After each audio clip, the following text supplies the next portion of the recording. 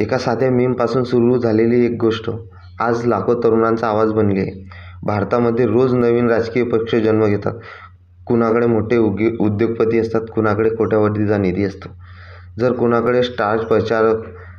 पण असा पक्ष तुम्ही कधी पाहिला आहे का, जो फक्त एका गुगल फॉर्म आणि सोशल मीडियावरील मीम संतापापासून तयार झाला आहे? होय, नाव ऐकून तुम्हालाही धक्का बसेल. कॉकरोच जनता पार्टी आणि CJP.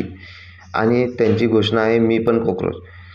पहिल्यांदा ऐकल्यावर ही गोष्ट एका विनोदासारखी वाटते, पण या नावामागे दडलेला आहे भारतीय तरुणांचा राग, बेरोजगारांची वेदना आणि सिस्टम विरोधातील बंड. पण अचानक हा पक्ष इतका व्हायरल कसा झाला आणि मोठे मोठे नेतेसुद्धा याबद्दल बोलू का लागले? चला आज सगळं सविस्तर जाणून घेऊया. या संपूर्ण प्रकरणाची सुरुवात झाली सुप्रीम कोर्टातील एका कथित वक्तव्यापासून. मे 2026मध्ये एका संवेदनशील सुनावणीदरम्यान सोशल मीडियावर अशी चर्चा सुरू झाली की भारताच्या न्यायाधीशांनी एका बेरोजगार तरुण, सोशल मीडिया ॲक्टिव्हिस्ट आणि RTI वापरणाऱ्यांची तुलना कॉकरोच आणि पॅरासाईटशी केली आहे. ही बातमी इंटरनेटवर वाऱ्यासारखी पसरली. नंतर कोर्टाकडून स्पष्टीकरण देण्यात आले की या वक्तव्याचा चुकीचा अर्थ लावला गेला, पण तोपर्यंत सोशल मीडिया पेटला होता. देशातील लाखो तरुणांनी प्रश्न विचारायला सुरुवात केली. पेपर लीक आम्ही सहन करायचा, बेरोजगारी आम्ही सहन करायची आणि शेवटी आम्हालाच किडेमुंग्या म्हणायचे. या संतापापासून जन्म झाला आहे कॉकरोच जनता पार्टीचा. या डिजिटल आंदोलनामागे नाव समोर आलं आहे अभिजित दिपके यांचं. 30 वर्षांचे अभिजित दिपके हे सोशल मीडिया स्ट्रॅटेजिस्ट आणि पत्रकाराच्या पार्श्वभूमीचे व्यक्तिमत्व मानले जाते. 16 मे 2026 रोजी त्यांनी X आणि ट्विटरवर एक गुगल फॉर्म शेअर केला आणि लिहिले, देशातील सगळे कॉकरोच आता एकत्र या. सुरुवातीला लोकांना गंमत वाटली, पण काही तासात हजारो लोकांनी गुगल फॉर्म भरायला सुरुवात केली. एका रात्रीत हा ट्रेंड व्हायरल झाला.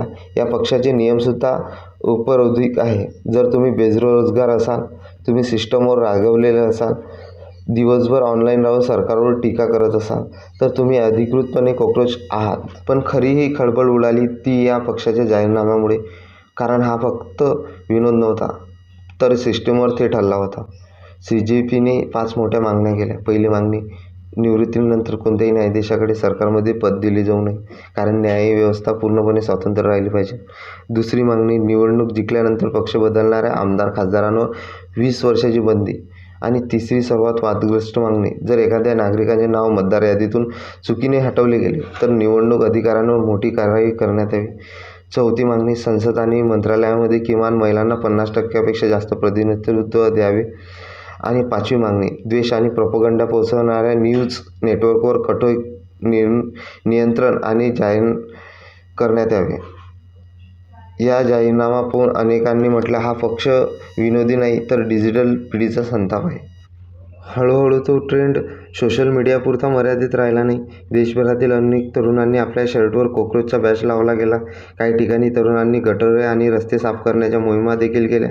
त्यांचा संदेश स्पष्ट होता, जर सिस्टीममध्ये घाण साचली असेल तर ती साफ करण्यासाठी कॉकरोचच बाहेर पडावे लागेल.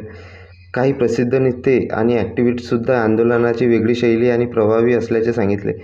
कारण ही पिढी आता पारंपरिक राजकारणापेक्षा मीम, सोशल मीडिया आणि डिजिटल आंदोलनाद्वारे आवाज उठवत आहे.